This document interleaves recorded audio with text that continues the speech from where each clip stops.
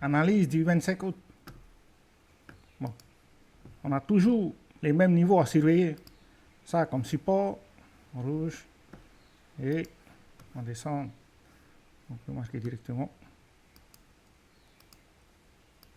Et ça comme résistance. Hein. C'est ça les deux niveaux à surveiller en ce moment par rapport à Bitcoin. Après, si on descend en 4 heures, il faut surveiller les niveaux qui sont là ici. Ça, c'est le premier niveau à surveiller si jamais on arrive à casser l'order block qu'on a en ce moment. Et ça, c'est le deuxième niveau à surveiller. Voilà. C'est ça les niveaux à surveiller par rapport à Bitcoin. Ça, c'est notre support. Maintenant, comme on l'a vu hier, il y a notre gap là ici. Mettre en blanc. Et ça, c'est que des order blocks. Après, si jamais, comme on l'a vu hier, si jamais on casse à la baisse et qu'on vient de combler notre gap, il faut s'attendre à ce que le marché teste notre support. Voilà.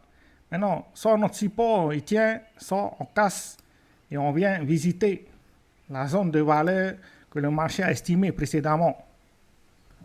Ainsi, si jamais notre support tient, on va chercher l'order block qu'on a aujourd'hui.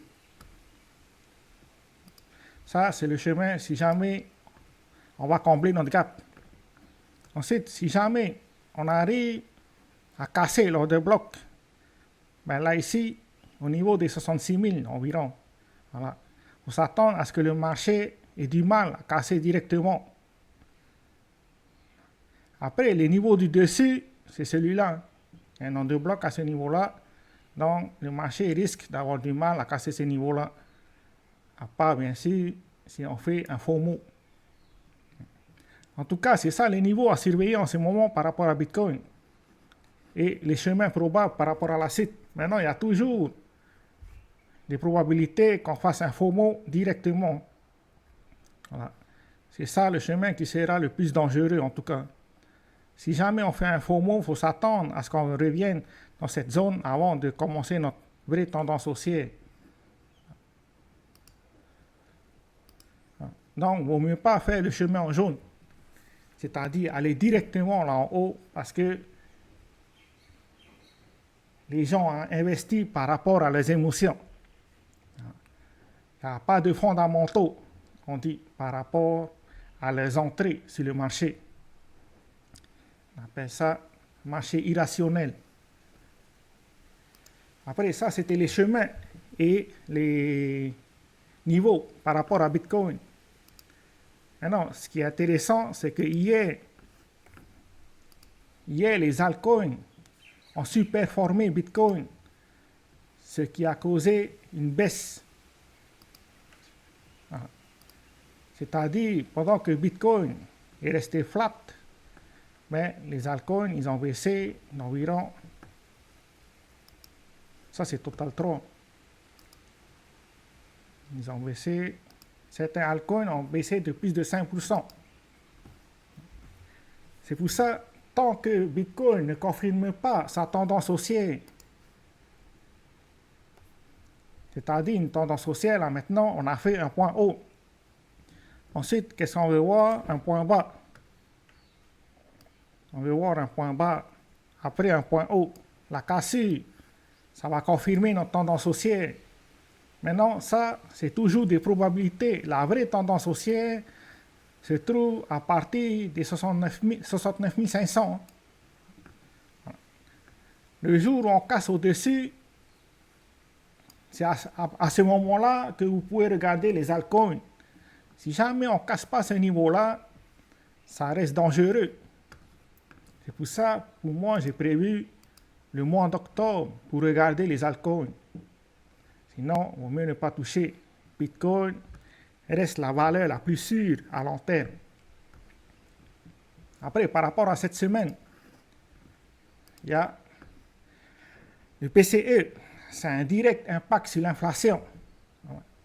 Même si, bon, Powell, il a annoncé hier qu'il allait réduire, enfin hier, cette semaine, il allait réduire les taux d'intérêt. Donc, on sait déjà que le marché, que Powell va baisser les taux d'intérêt. Et cette semaine aussi, il y a la clôture des options, vendredi. Donc, il faut faire attention. Le marché risque d'avoir de la volatilité par rapport à ces données-là. Après, hier, il y a le fondateur de Telegram qui a été arrêté en France. Et lui, c'est un pro-Bitcoin, pro-crypto. Donc, sa crypto, ça s'appelle 30. C'est comme ça. La tonne plutôt. Sa crypto a baissé d'environ 20% en l'espace de 3-4 heures. Donc, si jamais vous voulez trader ce genre de scénario-là, il faut se référer par rapport à BNB, le jour où CZ a été arrêté. On risque d'avoir le même scénario si vous voulez vous entraîner par rapport à un trade. Bon, bien sûr, CZ, il ne peut pas vendre des BNB, il est en tôle. Mais si jamais Pavel sort de tôle, ben, le prix risque de monter, donc il y aurait peut-être des probabilités de prendre des positions. Ça, c'est juste un petit bonus. Après, hier, on avait vu comment créer un système de trading. C'est-à-dire l'entrée à la cassure. Bon, j'ai fait les 100 trades ce matin, c'est-à-dire que vous devez avoir un tableau. Vous allez dans Google Sheet, créer un tableau. Vous allez tester 100 trades. J'ai marqué là à gauche, la colonne de gauche. Vous pouvez voir de 1 jusqu'à 100. Là, il ne me reste que le dernier, j'ai tout fait le reste. Après, j'ai fait que sur Bitcoin, tous les 100 trades. Maintenant, j'ai commencé juste après le Covid, 19 mars 2020. Parce que l'économie avant le Covid et après le Covid, ça a changé, c'est plus la même. Maintenant, on imprime des milliards, des trilliards même. Okay? Ensuite, la direction, j'ai pris que des longues, j'ai jamais pris de short. C'est que des longues, tous les 100. Là, ici, je marque l'entrée, à côté le stop loss, et en dernier, la prise de profit. Voilà. C'est-à-dire, on fait ça en direct. Là, j'ai mon BOS. Je vais marquer comme ça, c'est clair. BOS. C'est la cassure de la structure en français. Ensuite, j'entre à la clôture de la bougie qui a cassé la structure. Mon stop loss, c'est sous la mèche. Voilà. Mon stop loss, c'est sous la mèche. Après, la prise de profit, c'est 3R. Donc, c'est ça mes règles pour entrer dans un trade. Si on revient là ici, j'ai marqué seulement les bougies. Comme on peut le voir, il n'y a que des bougies. Il n'y a pas de volume, il n'y a pas d'indicateur, que des bougies. C'est juste la structure que je veux comprendre. Après, entrer en 1 heure, c'est-à-dire le time frame, 1 heure, avec BOS, la cassure de la structure. C'est ce que j'ai fait. La cassure de la structure, si vous n'arrivez pas à marquer les structures, il faut mettre en ligne. Tu vois, là ici, on peut bien voir que le marché s'est arrêté là ici, à moins de faire un pullback et de casser ces structures-là. C'est plus clair comme ça. Ensuite, vous revenez en bougie pour mettre votre position tool, on appelle. Là ici. Voilà. Long, parce que je vais à l'achat. Short, c'est si jamais vous vendez. Après, la prise de profit se trouve à 3R. On peut voir là ici, risque ratio égale 3. Voilà. Donc, j'ai déjà mes règles de trading. C'est ça la partie la plus importante quand vous faites du trading. Après, je clique là ici. En bas à droite, il y a Buy. J'appuie. Buy. Maintenant, je prends le stop loss et j'emmène à mon niveau où j'ai mis le stop loss là ici. Voilà. Pareil, là ici, take profit, j'emmène au niveau où il y a la prise de profit. Là, maintenant, j'ai fait mon trade. Maintenant, je rentre les données en bleu. On peut voir, parce que ça c'est bleu, on peut voir 22 626, 42. Mais je tape dans ma feuille de Google Sheet. C'est gratuit, Google Sheet. Tout le monde a accès. Donc, il n'y a pas d'excuse. 22 426. 22 426. 626 plutôt, 42. 626.42. Après, le stop loss. 2200.09. Je note 2200.09. Ensuite, le dernier, la prise de profit. 24 201.02. Je note 24 201.02. Voilà, j'ai rentré mes données. Maintenant, je rentre la date. Parce que si jamais vous voulez visiter ce que vous avez fait tel jour, ben, vous avez les données. On peut voir là en bas, c'est le 19 juillet 2022. Je rentre 19 07 2022. Voilà. J'ai toutes mes données là ici. J'ai la date, j'ai le nom de la crypto, j'ai la direction, j'ai l'entrée, j'ai le stop loss et j'ai la prise de profit. J'ai 3 R directement, c'est calculé directement parce que j'ai déjà fait la formule. Si vous voulez la formule, voilà là en haut. Vous pouvez prendre screenshot, une capture d'écran pour avoir tout ça. Voilà. Après, maintenant, je lance le trade.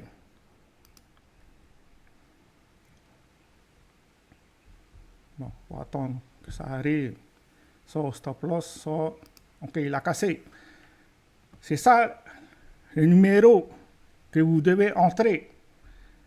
24 201 02. On vient là. 24 201 02. C'est bien le numéro qu'on a entré. Ok? Ça fait 3 R de risk-reward. Maintenant, il va calculer directement si mon système est à un ROI positif.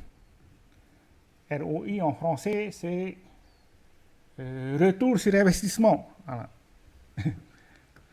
Maintenant, on peut voir que j'ai 34% de victoire contre 66% de position où j'ai perdu. On peut voir que à chaque fois que je perds, je marque -1. Parce que si vous venez sur les positions tool, là ici, vous gagnez 3 et vous perdez 1. C'est pour ça, à chaque fois que vous perdez, c'est fixe. C'est toujours -1. Ah. Maintenant, j'ai perdu 66 trades et j'ai gagné 34. Mais à la fin, je suis toujours gagnant. On peut voir un système positif, 0,35. On appelle ça EV, Expected Value. C'est comme ça que vous pouvez savoir si votre trade est gagnant ou perdant. Si vous n'avez pas un système qui est positif, ça ne sert à rien de trader. Il vaut mieux se focaliser sur construire un système de trading.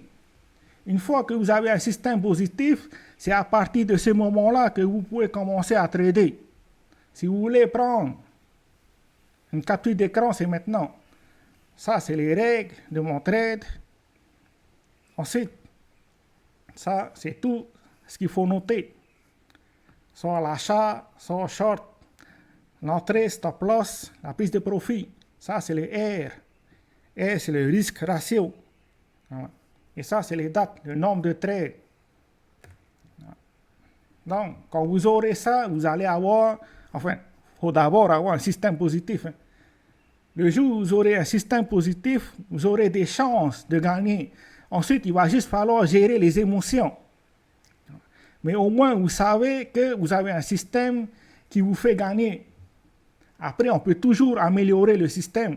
Ça, c'est une autre partie. Mais au moins, j'ai répondu à votre question. Comment construire un système? Voilà. Ciao, ciao.